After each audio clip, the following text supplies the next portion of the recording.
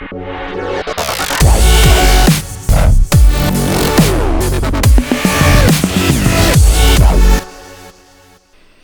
folks, Tim Newman from Softlight Studios coming to you once again from, well, a still rainy and dreary Columbus, Ohio. Like I said, I'm inside today and I'm playing with Lightroom and Photoshop and messing around with my photography.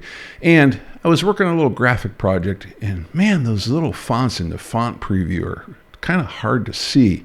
You know, there's a way you can fix that. Check this out.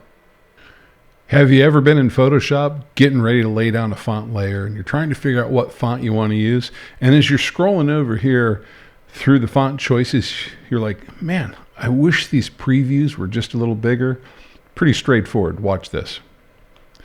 If I come over here to type and I take my font preview size, this option right here, and make it bigger, check this out.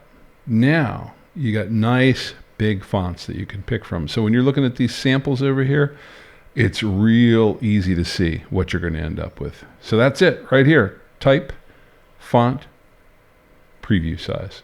And once you change your preview size, you can see that your previews get a lot larger.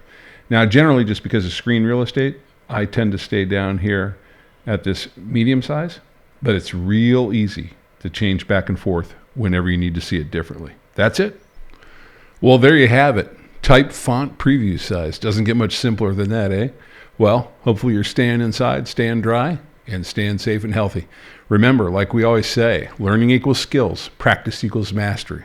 Hopefully, we'll see you out there soon.